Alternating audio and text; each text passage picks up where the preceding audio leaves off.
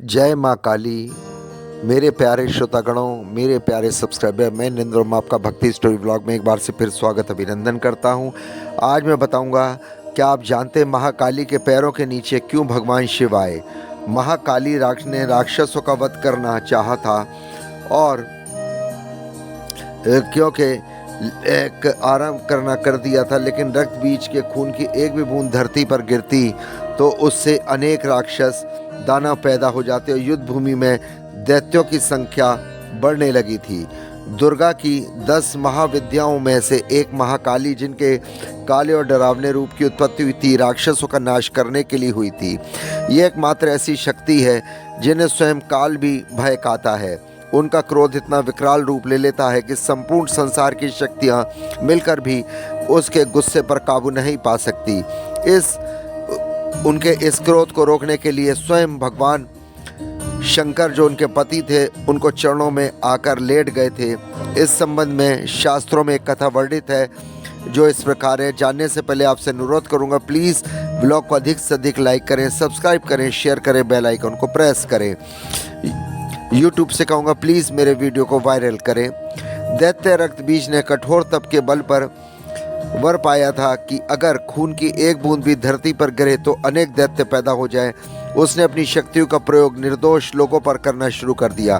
धीरे धीरे अपना आतंक तीनों लोकों में मचा दिया। देवताओं के इस युद्ध को ललकारा। भयंकर युद्ध का आगाज हुआ।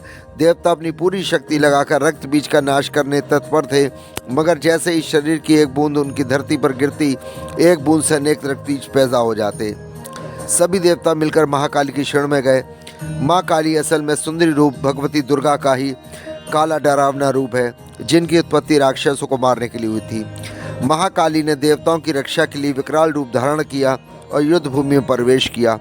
माँ काली की प्रतिमा देखें तो कहा जा सकता है कि विकराल रूप माँ का है, जिसमें हाथ में खप्पर, लहू टपकता है तो गले में खोपड़ियों की माला, मगर आंखों में, हृदय में अपने भक्तों के लिए प्रेम की गंगा बहती है।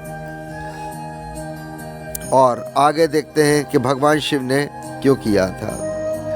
तो देखिए, दैत्य रक्त बीज ने कठोर तप के बाद बल पाया और उनके खून की बूंद धरती पर गिरती तो दैत्य पैदा हो जाते। अपनी शक्ति को निर्दोष लोगों पर शुरू कर दिया था। सभी दैत्यों ने बार बार इससे देवता परेशान हो रहे थे। महाकाली राक्षसों का वध करना आरंभ कर दिया। रक्त बीज के खून की एक बूंद धरती पर गिरती, दानवों में दैत्य बढ़ जाती। तब माँ ने अपनी जीविया पर विस्तार किया और दानवों को एक एक बूंद खून की धरती पर खींचने की बजाय उनकी लाशों को ढेर लगाते खून पीने लगी। इस पर महाकाली रक्त बीज का वध किया, लेकिन महाकाली को इतना गुस्सा विकराल हो चुका था कि शांत करने की जरूरत थी, मगर कोई समीप जाने से डर रहा था। तभी सभी देवता शिव जी के पास गए, महाकाली को शांत करने की प्रार्थना की। भगवान शिव ने बहुत प्रकार शांत करने की कोशिश की।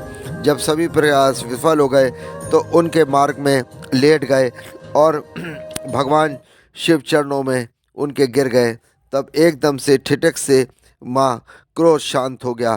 तभी दुर्गा माँ वेद रूप में वर्णन कर मार्कंडे पुराण में ये वर्णित है।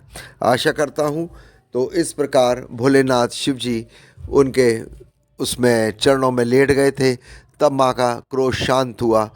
इस प्रकार भगवान शिव लेटे थे। अब आपको पता चल गया। प्लीज़ ब्लॉग को अधिक से अधिक लाइक करें, सब्सक्राइब करें, शेयर करें, बेल आइकन को प्रेस करें और कमेंट्स बॉक्स में जय श्री महाकाली लिखें, जय श्री महाकाल लिखें। कृपया ध्यान रखें, अपना ठंड बहुत है, आसपास अपने सफाई बनाए रखें। यूट्यूब से मैं प्लीज़ हाथ जोड़ के विनती करूँगा, मेरा यूट्यूब वायरल करें वीडियो को, अधिक से अधिक मैं आपसे अनुरोध करता हूँ।